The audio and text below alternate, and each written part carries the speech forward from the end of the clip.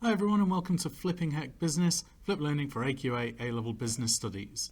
Now this is video number 2 from Unit 6, which is Decision Making to Improve Human Resource Performance. Contents of this particular video are labour turnover and retention rates, labour productivity and unit labour costs, absenteeism, employee costs as a percentage of turnover. So it's actually quite maths based, but we're going to give you a lot of the theory around it, and then you need to sort of go away and do your own calculations. So obviously, first things first, HR performance links closely with. So when you have your 25 mark questions, these are kind of the areas that you can do your however it depends on, or to take the shine off, to give yourself balance. So if you're talking about HR performance, then it links with efficiency, links with unit costs, profitability, capacity, quality, and customer service as well. So first of all, when we're looking at HR performance, then we're kind of looking at a few different things. So we've got labour turnover and staff retention, which then is usually done as a percentage of staff who are leaving during a period of time. So you've got to actually look at it and go, right, what information do I require? You've got labour productivity, which is looking at the output of units or customers per employee. And then you've got absenteeism, which is looking at the percentage of staff who are absent from work, so people who actually aren't in. So labour turnover and staff retention, you like I said, you've got to make sure that you know who's leaving. Labour productivity, you've got to know what their output is, and then absenteeism is looking at whether they are in work or not. So employee retention first of all. So straight away we can say this. All businesses are going to lose staff. It could be that people are retiring, or they die, heaven forbid, or it could be long-term illness. It might be something that's kind of, it's just a natural progression. It could be that they're unsuitable for the actual job role, so maybe they're not trained enough, or their customer service skills are lacking, or they're just not able to actually perform. And then finally, which again, that is stuff that is in the employee's hands. And then it's changes in strategy. So it could be that you're actually closing locations. You're having to make people redundant, right? So it could be, if the business itself is deciding to alter its course. Now, labour turnover needs to be managed if the business is to succeed. It is very, very, very important. You need to know how many people are actually coming into your business and leaving, because it is expensive to actually train them. And then employee retention is the ability of a business to convince its employees to remain in a business. So labour turnover, if you've got high labour turnover, then there's something wrong there. If you've got low employee retention, then that's where your problems arise. So straight away, labour turnover is the percentage of the workforce, so employees, that leave a business within a given period. It's usually a year, although sometimes it might be measured a little bit earlier, especially if you're looking at any kind of probation time. So the formula for it. So it's number of employees leaving during a period. So if it is a year, it's number of employees leaving in a year, divided by the average number employed during a period. So the average number employed during the year, and then times by 100. So it's always given as a percentage. For example, Early Risers Limited is a manufacturer of breakfast cereals. So in 2015, it employed an average of 80 staff. And during 2015, the business recruited 12 staff to replace 15 who left. So we put the figures in. We got the number of employees leaving is 15. And then you divide that by the number of employed, which is 80, and then times by 100, which will give you 18.75% as a labour turnover figure. Now, the issues with this is that, your costs are going to be high. You've got cost in recruitment, so actually finding people, taking time out of work for your HR managers, etc., when they should be doing other jobs, and then training costs. So it is expensive. McDonald's once worked it out that it's something like £1,500 to train just an average employee for the first 3 months, and that takes into account things like the increased pressure on remaining staff may slow them down because they're having to work extra hard. There could be disruption to productivity, so again, you're having to slow down production just a little bit, just so that the new person can actually get to grips with the job. And also you might have like reduced standards of quality and customer service. So, employees are going to be like a little bit slow while they're getting used to your systems. And all of those things can actually add up to quite a high cost, especially if you started losing customers because, say, people were getting orders wrong, or you were not able to supply quality goods in the same way. Now, things that actually affect staff turnover. So for starters, it is the type of the business. I mean, like staff, high staff turnover isn't necessarily a bad thing. So if you've got seasonal staff turnover, so things like holiday parks, it could be like bar work, it could be retail as well come Christmas time. So, you might actually just have seasonal staff. You might be shut over winter and then open again in the summer. Well, you're not going to keep those people on. And then it could be that you're just employing many temporary staff. So like hotels tend to do it, bars can do it as well. Also, if you look at like any kind of like fruit picking, then these are usually very temporary staff that would come in, do the job, and then they would leave after a certain period of time, and they expect that. Right. Other things that are affected, then it's pay and other rewards. So if people aren't being paid enough, then it could affect your turnover, or if there is, not suitable rewards, intrinsic or extrinsic, then people won't be happy working for you. If it's poor working conditions, people won't want to stay in a job. Opportunities for promotion could come along and be missed. Or if you're looking to develop yourself as in your own career, you may not actually have much opportunity in a smaller business. And then it could also be competitors' actions. I mean, like people do get recruited into other jobs. They get what we call headhunted. Now, if you're headhunted, then it could be that you are given a deal by another company to come along and do your job for them, but for better money. And then it could also be the standard of recruitment. If you're hiring terrible staff, then actually they could be turned over very, very quickly because they might be coming in and doing the wrong job that's suitable for them. So we've also got things like quality of communication. So a lot of people might leave because they just feel that their bosses aren't really communicating down well enough. Economic conditions. So if you've got economic downturn, so I think recession, then you might have a lower staff turnover because people will be actually quite scared to leave in case there's not other jobs out there. But if we've got quite a high buoyant economy, so if we're actually doing very well as an economy, then they'd be more likely to leave simply because there are more opportunities out there. Could also be labour mobility, so are they actually able to take the skills that they've got now and use them in another job? And then what other jobs are actually available to them? And of course, there's always employee loyalty. Some people will stay with an employer for long, long periods of time, even if they don't necessarily need to. So when we're looking at ways of improving staff turnover, then you've got to make sure that your recruitment and training is right from the start. So recruit the right staff and put them into the right roles. So do you do everything you can to keep the best staff? I mean, do you need to hire new people, or could you just move people around? It could be competitive pay and other incentives. So I mean, actually bringing in, not paying minimum wage, but paying the living wage, or paying above market standard. Job enrichment, is there lots of opportunity to do CPD? Is there a lot of opportunity to actually do a lot more work, or enrich your own career so that you have a lot more say in what goes on?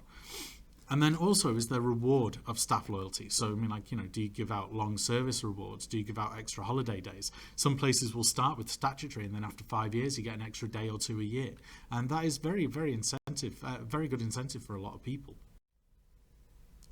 So why does it even matter? Why does labour productivity, even matter? So labour costs are usually a significant part of total costs. Most businesses will be paying out more. Now, you might pay out a few million for a machine, but over the course of the next 5 years, your labour costs will overtake the price of that machine. So you need to make sure that you are paying attention to it. Then businesses are efficiency and profitability are closely linked to productive use of labour. So if you're trying to measure it, if say your operational goals are to be more productive, then you need to actually have a close eye on how well your labour system is doing. And in order to remain competitive, you need to be able to keep your unit cost down as much as possible. So higher productivity means that you are able to actually keep unit costs lower, and therefore you are making more profit, and you can then utilize that profit how you wish. So for example here, if you've got 10 employees, labour costs are £100,000 a year, unit outputs are 2,000, and then output per employee might be 200. Well, will be 200 per year. So then our labour cost per unit would be £50. Now again, as that goes up, so we've got 20 employees, 30 employees, 40 employees, 50 employees, etc. Then we can again look labour costs, right? So 50 employees is 500,000, which is an awful lot more, but they're producing 30,000 units, which actually means that you've got 600 units per employee coming out. Now, that is considerably more advanced, and that could be that you're doing some job share, or certain people are able to do one area while others do another, so it increases the productivity of the product line. And then your labor cost per unit comes out at £17.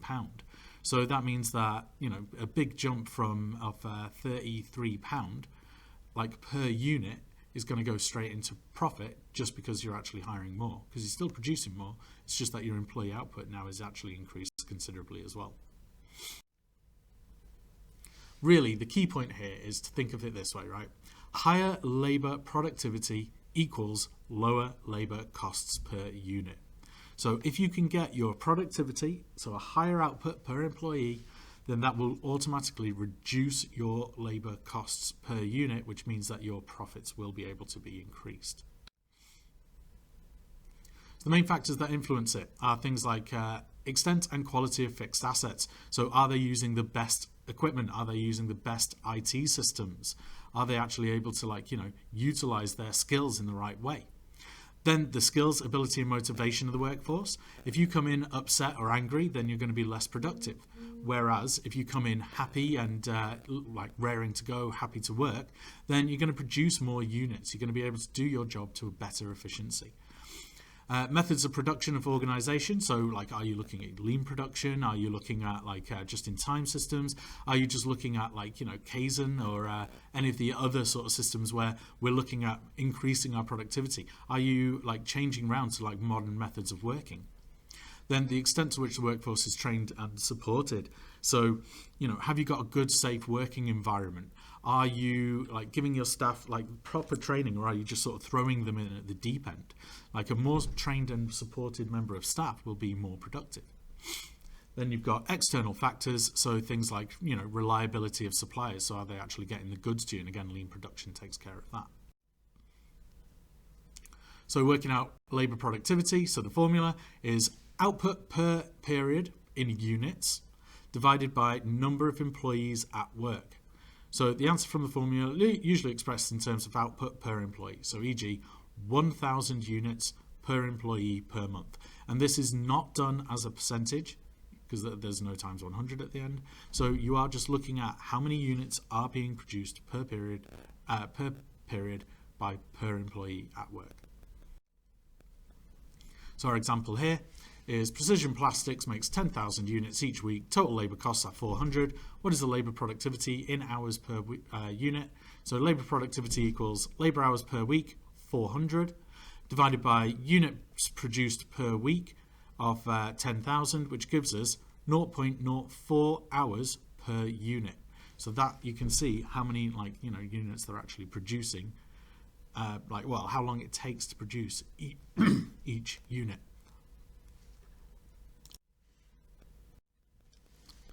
So how can you actually improve your labour productivity? So things that you got to look at are things like measuring performance and set targets straight away. Actually give everyone a goal. This is how productive you should be. This is how many you should be providing.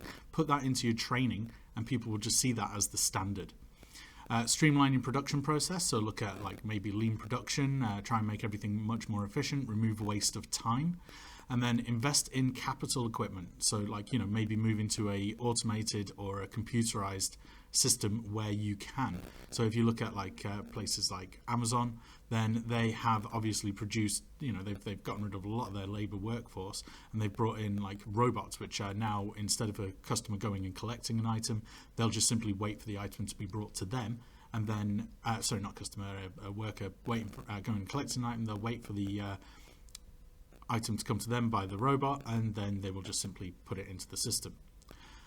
Invest in employee training, so make everybody more efficient that way, and then improve working conditions. Keep people happy. That's what HR is about. So some of the problems that may occur is that there could be a potential trade-off with quality. So if you're getting everybody to work faster, then you might not get the same level of quality of service. You might not get the same level of quality of units produced. There's the potential for employee resistance. So like if you are introducing technology, they might not be happy with it. If you've got an older workforce, they might not be happy to actually like utilize this new system. Well, that can lead to like, sort of clashes with unions, or it could lead to just them not working as efficiently and refusing to kind of bow to this new method of doing it. And then employees may demand higher pay for their improved productivity. So, that could negate any kind of like impact, because you might then have to pay out more per unit because people are saying, right, well, actually, you're getting all this extra profit, but we're not seeing any of it. Next thing to look at is absenteeism. So this is basically, absenteeism is an employee's intentional or habitual absence from work. So when we're talking about absenteeism, we're not just looking at like, oh, well, someone's just been sick. I mean, like, it's continued. So it can be a significant issue. Like it is a huge cost. I mean, like one person not coming in is straight away putting pressure on others. You're not working as efficiently. You're not going to get the same level of units produced, right? And I mean, like even in the UK, what it does is it costs, on average, UK businesses around £600 for each worker per year. So you don't just lose out on what they've not been able to produce that day, but like on all the other stuff that goes around it as well.